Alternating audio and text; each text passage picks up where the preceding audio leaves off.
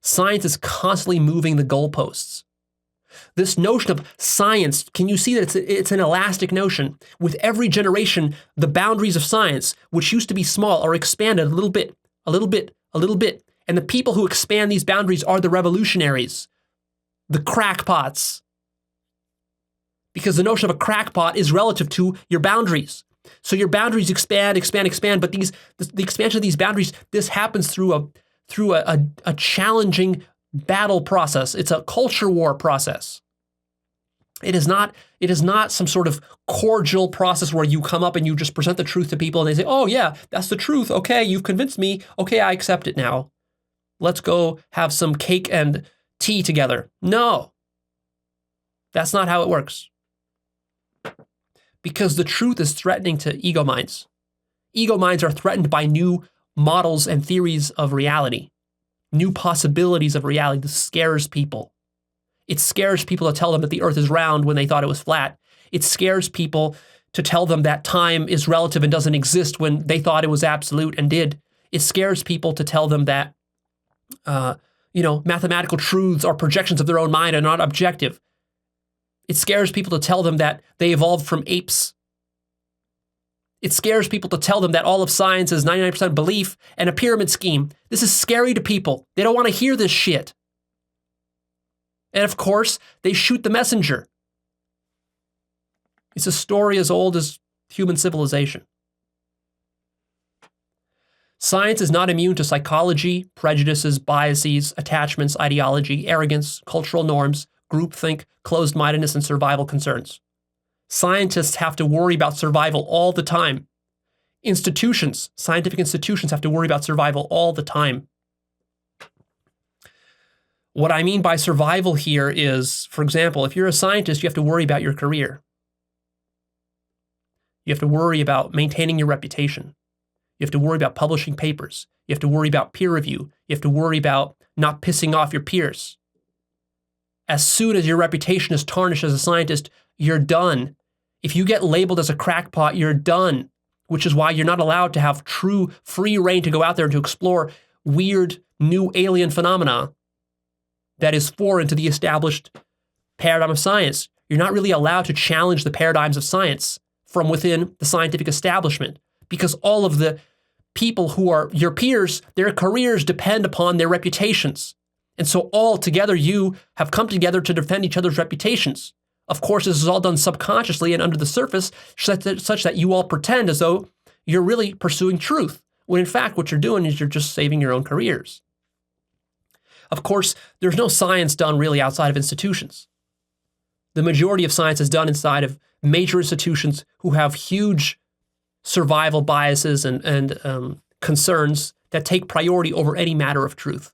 If you're working at Caltech, MIT, Harvard, Yale, Princeton, Oxford, Stanford, wherever, these institutions, they have massive budgets of billions of dollars, tens and hundreds of billions of dollars. Endowments, they have to make sure that this money, where does this money come from? It comes from donors. That means the donors only give to these institutions because these institutions give the donors authority and legitimacy.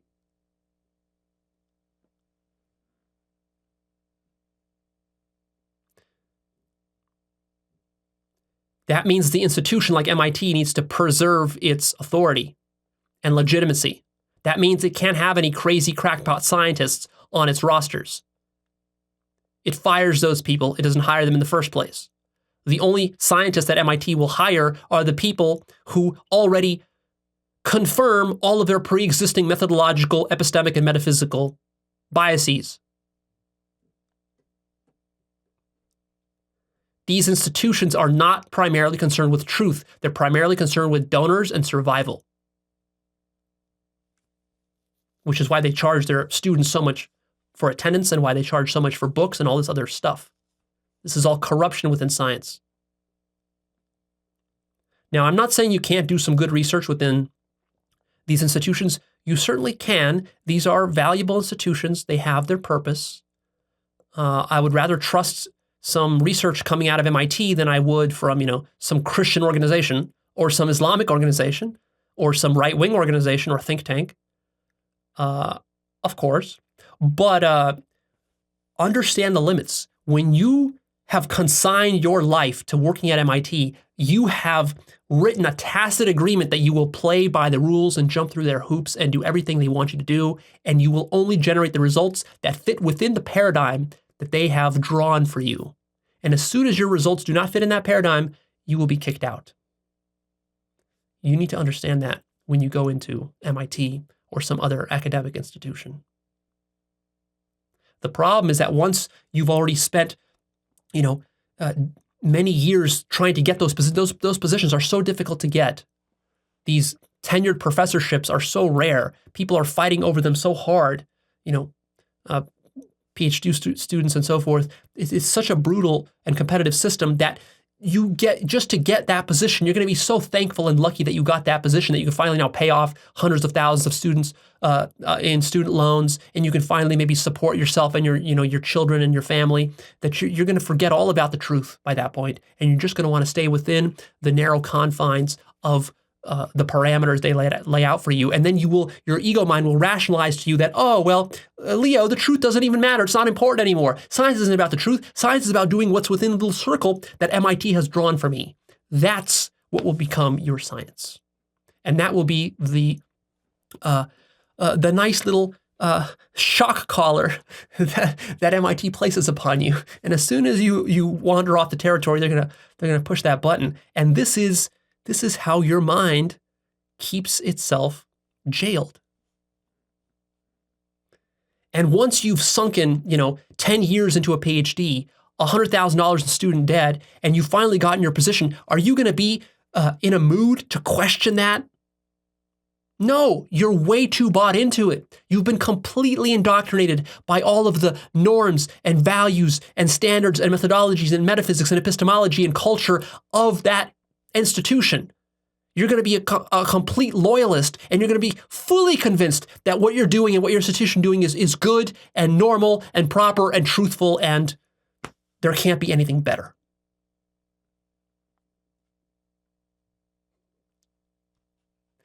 Why do you think I didn't become an academic?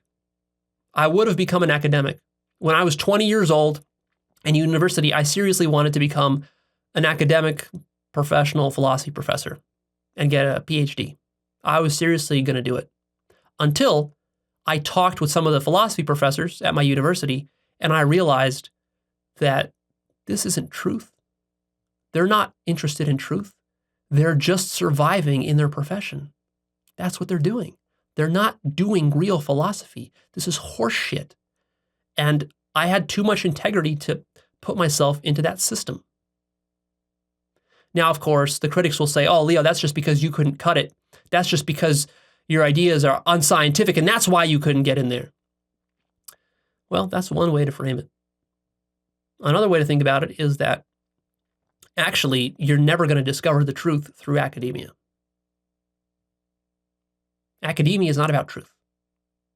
Academia is about maintaining a certain status quo and playing the function that it serves within society and the education system at large. Our education system is not designed for truth. If it was, there wouldn't be all the tests, all of the memorization, all of the cramming, and all the other ways that things are taught, both in schools and in universities. Our entire education system is utterly corrupt and in the dark ages. It's laughable. It's laughable. Our children are not even taught basic epistemology and metaphysics for 12 years. It's a complete travesty. This is not education. It's horseshit. And you've been indoctrinated into it. Recognize that. Expertise, credentials, status, popularity, success, none of this is equivalent to truth. All of that is authority. It's all an illusion.